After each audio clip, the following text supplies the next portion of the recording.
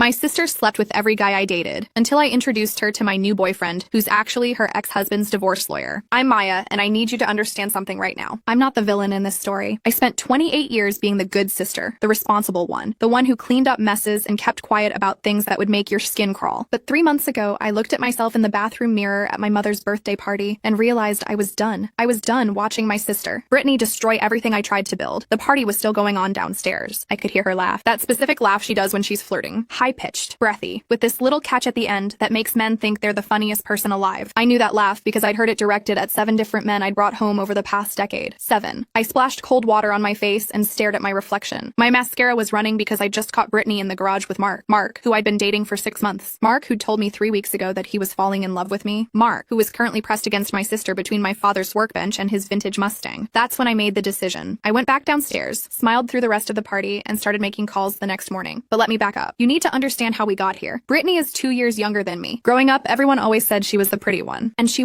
is. Blonde hair that actually looks natural, green eyes, this perfect little figure she maintains without even trying. Meanwhile, I got dad's darker features and mom's tendency to stress eat. But here's the thing. Nobody tells you about having a beautiful sister. It's not the comparisons that destroy you. It's watching her use that beauty like a weapon, and everyone just letting her. The first time it happened, I was 19. His name was Connor, and he was my first real boyfriend. We'd been together for almost a year. I thought we were serious. I was actually planning to tell him I loved him. Then I came home early from my shift at the campus library and found them in my dorm room. In my bed, Brittany cried. Said she was drunk, said Connor had come on to her, said she didn't know what she was doing. Connor said nothing. Just grabbed his clothes and left. My parents made me forgive her. She's your sister, my mother said. Family is forever. Boys come and go. I was 21 when it happened with Daniel, 23 with Josh, 24 with Ryan. After Ryan, I stopped telling Brittany when I was dating someone. I tried to keep that part of my life separate. It didn't matter. She always found out. She always made her move, and here's what really killed me. Every single one of them fell for it. Grown men who claimed to care about me, who said they wanted a future with me, would throw it all away for one night with my baby sister. By the time I was 26, I had stopped dating altogether. I threw myself into my career instead. I work in marketing for a tech company. Good money, lots of hours, perfect excuse to avoid family gatherings where I'd have to watch Brittany bask in everyone's adoration. Then she got married. His name was Trevor, and honestly, I felt sorry for him from the start. He was a sweet guy. Quiet, kind of nerdy, worked in IT. He absolutely worshipped Brittany. You could see it in the way he looked at her. Like he couldn't believe someone like her had chosen someone like him. I wanted to warn him. I really did. But what was I supposed to say? Hey, Trevor, my sister's going to cheat on you eventually because that's just what she does? They lasted 3 years. The divorce was brutal. Trevor had gotten a promotion 2 years into their marriage, started making really good money, bought them a house in a nice neighborhood. Then Brittany got bored. She started sleeping with his boss, who was married with 2 kids. When Trevor found out, he was destroyed. I mean, completely devastated. I saw him at a coffee shop about a month after Brittany moved out, and he looked like he'd aged 10 years. The divorce proceedings were nasty. Brittany wanted half of everything, including the house Trevor had put the down payment on before they got married. She wanted alimony. She wanted his retirement fund. Trevor got himself a lawyer. A really good one, apparently. I didn't know much about it because Brittany stopped talking to me during that period. She was furious that I wouldn't automatically take her side, that I wouldn't tell Trevor he was being unreasonable. 6 months ago, the divorce was finalized. Trevor kept the house. Brittany got some money, but nowhere near what she wanted. She moved back in with our parents. That's when she started up her old habits again. I'd met Mark at a work conference. He was charming, successful, funny, a consultant who traveled a lot, which actually worked for me because I liked my space. We'd been taking things slow, which felt healthy. Adult. I didn't introduce him to my family for the first 4 months, but then my mom guilted me into bringing him to her birthday party. Maya, sweetie, you're always alone at these things. We want to meet him. We want to see you happy. I should have known better. Mark and I arrived together. Brittany was already there, looking perfect as always in some tight dress that probably cost more than my monthly rent. I watched her eyes light up when she saw Mark, watched that predatory smile cross her face. I stayed close to him for the first hour, but then Dad needed help with the grill, and Mom wanted me to check on something in the kitchen, and somewhere in that chaos, I lost track of Mark. I found them in the garage 20 minutes later. Brittany was pressed up against him, her hand on his chest. Mark was leaning back but not pulling away, not stopping her. And that's when I heard it. That laugh, I didn't say anything. Just stood there in the doorway watching until Brittany finally noticed me. Maya! Oh my god, this isn't what it looks like. Really? I said. My voice sounded calm, detached. Because it looks like you're trying to fuck my boyfriend at our mother's birthday party. Mark started stammering. Maya, listen, she just— Get out, I said. Maya, come on. Get out. He left. Brittany tried to follow me back into the house, but I locked myself in the bathroom upstairs. That's where I was when I made the decision. When I realized I was done being the victim in this story, done being the sad sister who everyone pitied but nobody protected, I started with a Google search, Trevor's divorce lawyer. It took me about 15 minutes to find him. His name was James Whitmore, and his firm specialized in high net worth divorces. I scrolled through his professional photos. Mid-30s, dark hair, nice smile. Conventionally attractive, but in that polished, professional way. Perfect. I called his office on Monday morning, told the receptionist I needed to schedule a consultation about a family legal matter. They had an opening that afternoon. James Whitmore's office was in one of those downtown buildings with all glass and steel. The kind of place that screams expensive. His receptionist led me back to a conference room with a view of the city. He walked in 5 minutes later. In person, he was taller than his photos suggested. Good suit, confident handshake, all business. Ms. Chen, thank you for coming in. How can I help you today? I sat down across from him. This is going to sound strange, but I need your help with something that isn't exactly legal advice. He raised an eyebrow. Okay, you handled my sister's divorce. Brittany Chen. Her married name was Morrison. His expression changed. Professional mask sliding into place. I can't discuss the details of a client's case, even with family members. I'm not asking you to. I want to hire you for something different. I'm listening. I laid it out for him. All of it. The years of betrayal, the pattern of behavior, the way she destroyed my relationship after relationship. I told him about Mark, about the garage, about the moment I decided I was done. So what exactly are you proposing? He asked when I finished. I want you to pretend to be my boyfriend. I want to introduce you to my family, specifically to Brittany, and I want to see what she does. He leaned back in his chair, studying me. That's an interesting proposition. I'll pay you. Whatever your hourly rate is. It's not about the money, Ms. Chen. It's about ethics. Using my professional position to participate in what amounts to entrapment, it's not entrapment. I'm not trying to get her arrested. I just want her to show everyone who she really is. And I paused, choosing my words carefully. I think you might have your own reasons for wanting to help with that. His jaw tightened slightly. What makes you say that? Because I saw what she put Trevor through. And I'm guessing you saw it too. The manipulation, the lies, the way she tried to destroy a decent man just because she could. James was quiet for a long moment. Then he said, "What's your timeline?" We met 3 more times over the next 2 weeks to plan everything out. James was meticulous. He wanted to know everything about my family, about Brittany's patterns, about what I hoped to accomplish. The goal, I told him, is just to expose her. To make my family see what she's really like. Once they see her try to seduce my boyfriend at a family event, once they can't deny it anymore, maybe they'll finally stop making excuses for her. And you're sure you want to do this? He asked. Because once we start, there's no going back. Your relationship with your sister is going to be permanently damaged. It's already permanently damaged, I said. I'm just tired of being the only one who admits it. We started dating publicly 2 weeks later. I posted photos of us on social media. Nothing too intimate, just casual stuff. Coffee dates, dinners, a concert, the kind of things normal couples do. My mother called me within 24 hours. Maya, you're seeing someone new? He's handsome. Why didn't you tell me? It's still pretty new, Mom. I didn't want to jinx it. Well, you have to bring him to Sunday dinner this week. I insist. Perfect. James picked me up at 6 on Sunday. He dressed down a bit. Nice jeans, button-down shirt, leather jacket. He looked good. Approachable. Exactly the kind of guy Brittany would see as a challenge. You ready for this? He asked as we pulled up to my parents' house. Not really, but let's do it anyway. My mother answered the door and immediately pulled James into a hug. You must be James. Maya's told us so much about you. I had told them almost nothing, but that was Mom's way. She ushered us inside, where Dad was setting up for dinner, and Brittany was curled up on the couch with a glass of wine. She looked up when we walked in, and I watched it happen in real time. That spark of interest. That calculating look. She set down her wine glass and stood up, smoothing down her dress. You must be the new boyfriend, she said, walking over with her hand extended. I'm Brittany, the baby sister. James shook her hand, his smile polite but not too warm. Nice to meet you. Maya's mentioned you. Has she? Brittany's eyes flicked to me, then back to James. I hope she said good things. She said you're very close, James said smoothly. I almost laughed at that, but I kept my face neutral, looping my arm through James's. Dinner was exactly as excruciating as I expected. Brittany positioned herself across from James, leaning forward whenever she talked, laughing at everything he said. She kept touching her hair, her neck, doing all the little things she does when she's hunting. My parents didn't notice. Or if they did, they didn't say anything. James played his part perfectly. He was attentive to me, but not overly so. Friendly to Brittany without being flirtatious. He answered her questions about his work without giving away too much information about the law firm. After dinner, Mom insisted we stay for dessert. Brittany volunteered to help in the kitchen, which meant I was left alone with James in the dining room. She's already planning her approach, he said quietly. I know. Did you see the way she looked at you? Hard to miss. He glanced toward the kitchen. Your parents really don't see it, do they? They've never wanted to see it. When Brittany came back with the pie, she made sure to sit next to James this time. Her leg kept brushing against his under the table. She'd freshened her lipstick and let her hair down. I excused myself to use the bathroom, leaving them alone. When I came back 5 minutes later, Brittany was showing James something on her phone, leaned in close enough that their shoulders were touching. We left around 9. James walked me to his car with his arm around my waist. My parents watched from the doorway, smiling. That went well, Mom called out. You two are so cute together. In the car, James let out a long breath. Your sister is persistent. That's one word for it. She asked for my number. Said she wanted to add me to the family group chat. Of course she did. Over the next 3 weeks, Brittany texted James constantly. Memes, funny videos, questions about restaurants or movies. Always with some excuse for why she needed to contact him specifically instead of just asking me. James screenshotted every conversation and sent them to me. We met at his office twice a week to review the evidence and plan our next move. She's building up to something, James said during one of our meetings. This is how she operates. Creates a sense of familiarity. Makes the guy feel like they have this special connection with her. How do you know that? I asked. He was quiet for a moment. Then he pulled out a folder from his desk drawer. During Trevor's divorce, part of my investigation involved documenting Brittany's pattern of infidelity. I interviewed several of the men she'd been involved with. They all described the same approach. The texts, the casual friendship, the gradual escalation. He opened the folder. Inside were printed transcripts, photos, documentation, evidence of affairs with at least 5 different men during her 3-year marriage to Trevor. Jesus, I whispered. Does Trevor know about all of this? He knows about the ones that were relevant to the the divorce proceedings. The rest, James shook his head. The court didn't need to see everything, just enough to prove infidelity and deny her claim to his assets. I stared at the papers. Why are you really helping me with this, James? He looked at me directly. Because I watched your sister almost destroy a good man. Trevor Morrison came into my office 2 years ago, and he was suicidal. I'm not exaggerating. He'd been systematically broken down by someone who was supposed to love him. And when I helped him fight back, your sister tried to destroy my reputation. Filed a complaint with the Bar Association claiming I'd manufactured evidence. It was all nonsense, but it took months of my life to clear my name. I had no idea. Why would you? But that's who your sister is, Maya. She destroys people, and then she plays the victim when they try to defend themselves. So yes, I have my own reasons for wanting to help you expose her. Call it petty if you want, but I'm human. I looked at the folder again, then back at him. So what's our end game here? What's the final move? He smiled. I was hoping you'd ask that. The plan came together over the next few days. My parents' anniversary was coming up in 3 weeks. Big party, lots of family and friends. The perfect stage for Brittany to make her move, and for us to spring our trap. But first, we needed to accelerate things. Make Brittany feel like she was running out of time. I started posting more couple photos on social media. Me and James at the beach, cooking dinner together. One particularly cozy shot of us on his couch with the caption, "Perfect Sunday." My mother called immediately. Maya, you two look so serious. Is this getting serious? Maybe, Mom. We'll see. I knew that would get back to Brittany. Sure enough, 2 hours later, James got a text from her. Wow, you guys are moving fast. Happy for you both. She's panicking, James said when he showed me. She's losing control of the narrative. The next text came the following day. Hey, I'm going to be downtown for a meeting on Thursday. Want to grab coffee? James sent back, sure, I have a break around 2. He didn't tell me about the coffee meeting until afterward. When he showed up at my apartment that evening, his expression was grim. What happened? I asked. She made her play. Full court press. He sat down on my couch, running his hand through his hair. Started with the usual small talk, then pivoted to how she thinks I'm too good for you. How you've always been the unstable sister, the jealous one. How she's worried I don't really know what I'm getting into. My stomach churned. She said that. And then she put her hand on my leg and told me that if I ever wanted to talk to someone who really understands what it's like to be in your family, she's always available. Did you? I smiled. Told her I appreciated her concern and said I needed to get back to the office. But Maya, she's going to make a real move soon. Probably at your parents' anniversary party. Good, I said. That's exactly what we want. The 3 weeks until the party felt endless. Brittany increased her texting frequency. She sent James selfies. She invited him to join her at a yoga class. She even accidentally sent him a photo that was clearly meant to be provocative. Then followed up with, OMG, sorry. That was meant for someone else. How embarrassing. James documented everything. The night before the party, we met one final time at his office. Last chance to back out, he said. I shook my head. I'm not backing out. But I need to know something. What happens after tomorrow? After we expose her? What's your part in all this? He leaned back in his chair. What do you mean? I mean, you've been pretending to be my boyfriend for almost 2 months now. We've spent a lot of time together. And I need to know if you're just doing this for revenge against Brittany or if I trailed off, suddenly unable to finish the sentence. James looked at me for a long moment. Then he said, honestly, it started as revenge. When you first walked into my office, I saw an opportunity to expose someone who'd caused a lot of damage, both to my client and to me professionally. But somewhere along the way, this stopped being entirely fake for me. My heart did something complicated in my chest. James, I know this whole situation is messed up. I know the foundation of this. Whatever this is built on deception and revenge. But Maya, you're smart and funny and stronger than you give yourself credit for. And spending time with you, even in this bizarre context, has been the highlight of my year. I didn't know what to say to that. We don't have to figure it out tonight, he continued. Let's get through tomorrow. Let's expose your sister. And then when all this is over, maybe we can start fresh. Go on a real first date. No ulterior motives, no plans, just us. I'd like that, I said quietly. The anniversary party was at a rented event space overlooking the water. My parents had gone all out. 200 guests. Live band, open bar, the works. James picked me up at 6. I'd bought a new dress for the occasion. Emerald green, fitted. The kind of thing I never usually wore, but that made me feel powerful. You look incredible, James said when I opened the door. Thanks. Ready to put on one hell of a show? He smiled. Been ready. We arrived fashionably late. The party was already in full swing. I spotted Brittany immediately. She was wearing white, which seemed like an interesting choice for our parents' anniversary party. Tight, low cut, impossible to ignore. She saw us walk in and her face lit up. She made a beeline across the room. Maya! James, you made it! She hugged me first, perfunctory, then turned to James with a longer, tighter hug. You look so handsome tonight. Thanks, Brittany. You look nice too. We worked the room for a while, talking to relatives, congratulating my parents. Brittany kept appearing nearby, always in James's eye line, always making sure he noticed her. Around 8, the band took a break and people started mingling more freely. That's when Brittany made her move. She approached James while I was talking to my aunt on the other side of the room. I watched out of the corner of my eye as she touched his arm, leaned in close to whisper something. James nodded, smiled, and followed her out onto the balcony. I counted to 30, then followed. The balcony was dimly lit, overlooking the water. Brittany had positioned herself against the railing, James standing a few feet away. I stayed in the doorway, in the shadows where they couldn't see me. I've been wanting to talk to you alone all night, Brittany was saying. There's something I need to tell you. What's that? James asked. I don't think Maya's being honest with you. About us, about our family, about everything. How so? She's always been jealous of me, ever since we were kids. She sees me as competition, and she's probably told you all kinds of things to make you feel sorry for her. Actually, she hasn't told me much about your relationship at all. Brittany moved closer. That's because she knows if you really understood our family dynamic, you'd see through her act. Maya isn't the victim she pretends to be. Then what is she? angry, manipulative, unstable. I've watched her drive away every good thing in her life because she can't handle not being the center of attention. She put her hand on his chest. A guy like you deserves better than that. Better like who? James asked. His voice was calm, neutral, like someone who knows what she wants. Someone who isn't playing games. Her hand slid up to his shoulder. Someone like me. That's when I stepped out of the shadows. I thought you might say something like that. Brittany jumped back, her face flushing. Maya, this isn't what? Isn't you trying to seduce my boyfriend at our parents' anniversary party? Because that's exactly what it looks like from here. You don't understand. No, Brittany. For once, I understand perfectly. I looked at James. Tell her. James reached into his jacket pocket and pulled out his phone. Brittany, do you recognize me? Really look at me. She stared at him, confusion crossing her face. James Whitmore. Whitmore and Associates. I represented your ex-husband in your divorce. I watched the color drain from her face. That's impossible. You and Maya, you've been dating? We've been setting you up, I said. For 2 months. Every text, every conversation, every time you tried to flirt with him. We documented all of it. You can't do this. This is entrapment or something. It's not entrapment, James said calmly. Entrapment requires law enforcement. I'm just a private citizen who agreed to help someone expose a pattern of destructive behavior. Maya, please. Brittany turned to me, tears starting to form. I'm your sister. You can't do this to me. The way you did it to me? With Connor, Daniel, Josh, Ryan, Mark. I pulled out my own phone. I have screenshots of every text you sent James. Every time you tried to undermine me. Every play you made. And we're going to show them to mom and dad. To everyone. Tonight. They won't believe you. They will when they see the evidence. But more importantly, Trevor's going to see it. Because James kept copies of everything from your divorce, Brittany. All the affairs, all the lies. Everything that didn't make it into the final court documents. And if you ever come near anyone I care about again, if you ever try to sabotage another relationship of mine, all of that goes public. To your friends, to your social media, to everyone. She stared at me. And for the first time in my life, I saw fear in her eyes. You wouldn't. Try me. The balcony door opened behind us. My mother stood there looking between the three of us. Girls, what's going on out here? People are asking where you are. I looked at Brittany. This was her last chance to come clean, to tell the truth for once in her life. She said nothing. Mom, I said, I need to talk to you and Dad right now. All of us together. We sat in a small room off the main hall. Me, James, Brittany, and my parents. I laid out everything. The years of betrayal, the pattern, the setup with James. I showed them the texts, the screenshots, the documentation. My mother cried. My father sat in silence, his face getting redder and redder. Brittany tried to defend herself, claimed I was making it all up, that I was jealous, that this was all some elaborate revenge fantasy. Then James spoke up. Mr. and Mrs. Chen, I know this is difficult, but I need you to understand something. Your daughter Brittany has a pattern of destructive behavior that extends beyond just her sister. During my representation of Trevor Morrison in their divorce, I documented affairs with 5 separate men during their marriage. She attempted to financially ruin a good man out of spite, and when that didn't work, she filed false complaints against me professionally. He pulled out his folder, the one from his office. He'd brought copies. This is who your daughter is. And Maya didn't deserve to spend her entire life being victimized by someone who's supposed to love her. My father looked at Brittany. Is this true? Any of it? Brittany opened her mouth, then closed it, then opened it again.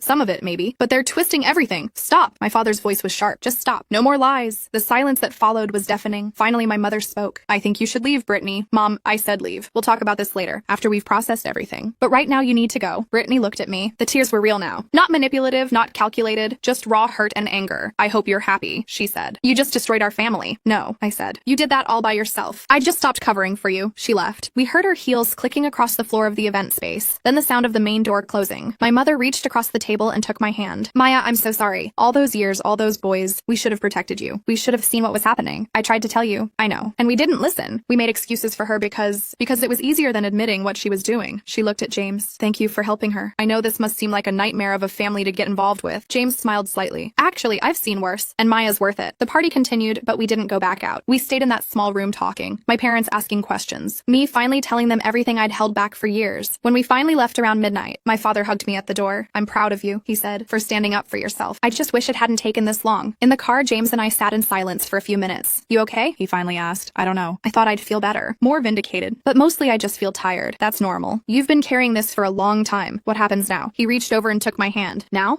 we figure out what's real. Because Maya, somewhere in the middle of this revenge plot, I started falling for you. The real you, not the performance. And I'd like to see where that goes if you're interested. I looked at our joined hands. I'm interested. But maybe we could start with that real first date you mentioned? Something normal, where we're not plotting against anyone? I'd like that. He started the car. How about next Friday? I'll pick you up at 7. We'll go somewhere nice. And the only agenda will be getting to know each other better? Perfect. He drove me home, walked me to my door like a gentleman, and kissed me on the cheek before leaving. I went inside, changed into pajamas, and checked my phone. There was a text from my mother. Your father and I are going to therapy. We think as a family we need professional help working through this. We'd like you to join us when you're ready. And one from Brittany. You win. I hope it was worth it. I didn't respond to that one. There was nothing left to say. Over the next few weeks, things slowly settled into a new normal. Brittany moved out of my parents' house into her own apartment. She blocked me on social media, and I heard through my mother that she'd started therapy too. My parents kept their word about family counseling. It was awkward and painful but necessary. We talked about patterns, patterns, about enabling behavior, about the different ways they'd failed both of us. Because as much as Brittany had hurt me, they'd hurt her too by never holding her accountable. And James and I went on that first date. And a second. And a third. Turns out, when you strip away all the drama and revenge plotting, we actually really liked each other. He was funny and kind and brilliant. He challenged me in good ways. He made me want to be braver. 3 months after the anniversary party, we made it official. Real relationship, real feelings, built on an absolutely insane foundation, but somehow working anyway. 6 months after that, I ran into Trevor at a coffee shop. Maya, he said, surprised. Hi, how are you? I'm good. Really good, actually. You, better. Much better than the last time you saw me. He smiled, and it reached his eyes. I heard about what happened. With Brittany, James told me. Are you okay with that? With what we did? Are you kidding? I'm grateful. For years, I thought I was crazy, that I'd somehow imagined how bad things were. Having someone else validate that, having someone else see who she really is, that helped more than you know. We talked for a few more minutes, and when we parted ways, I felt something settle in my chest. Peace, maybe. Or closure. That evening, James and I were making dinner at his place when my phone rang. My mother. Maya, honey, I wanted to let you know. Brittany's moving. She got a job in Seattle. She's leaving next month. How do you feel about that? I asked. Sad. Relieved. Worried. All of it. She paused. She asked if you'd be willing to see her before she goes. To talk. I looked at James, who was chopping vegetables and pretending not to listen. I'll think about it, I told my mother. 2 weeks later, I met Brittany at a coffee shop near her apartment. She'd cut her hair shorter, and she looked thinner. Older somehow. Thanks for coming, she said when I sat down. Mom said you're moving. Yeah, fresh start, you know? She wrapped her hands around her coffee cup. I've been in therapy. Real therapy. Not just the court-ordered stuff from the divorce. And I've been talking about you. About us. Okay, I need to apologize. A real apology. Not the fake ones I used to give. She looked directly at me. What I did to you for all those years, that was cruel. It was cruel and selfish and wrong. I destroyed your relationships because I was jealous of you. I blinked. Jealous of me? You were always the smart one. The talented one. The one Dad actually respected. I got attention for being pretty, but that was all I got. So I took the one thing I could from you. The validation from men who wanted you. It made me feel powerful, but it was toxic. And I'm sorry, I didn't know what to say. I'd imagined this conversation 1,000 times, but now that it was happening, I felt numb. I don't expect you to forgive me, Brittany continued. I don't even know if I deserve forgiveness, but I wanted you to know that I understand what I did. I understand that I hurt you, repeatedly and deliberately, and I'm going to spend the rest of my life trying to be better. Therapy's helping? I asked. It's hard. Really hard. Facing yourself, who you really are, without any excuses or justifications. It's brutal. But yeah, it's helping. We sat in silence for a moment. I hope Seattle is good for you, I finally said. I hope you find what you're looking for. I hope you're happy, she said. With James, I mean that. He seems like a good guy and you deserve someone good. He is. And thank you. We finished our coffee mostly in silence. When we stood to leave, Brittany hugged me. It was awkward and brief, but it felt like an ending. Not a reconciliation, but an acknowledgement that we'd both been part of something broken, and we were both trying to move forward. A year later, James proposed. Simple, intimate, just the two of us on a beach at sunset. I said yes before he even finished asking. My parents threw us an engagement party. It was small, just close family and friends. Brittany sent a card from Seattle with a generous check and a note that said, "Congratulations. You deserve all the happiness." I tucked the note away in a drawer and didn't think about it much after that. On my wedding day, walking down the aisle toward James, I realized that the revenge plot that had brought us together wasn't what mattered anymore. What mattered was that I'd finally stood up for myself, that I'd stopped being a victim of someone else's dysfunction and started building the life I wanted. My sister had fucked every guy I dated, until I introduced her to my new boyfriend, who was actually her ex-husband's divorce lawyer. It was petty and calculated and probably not the healthiest foundation for a relationship, but sometimes the messiest beginnings lead to the most beautiful endings. And as James slipped the ring on my finger and kissed me in front of everyone we loved, I realized I didn't regret a single second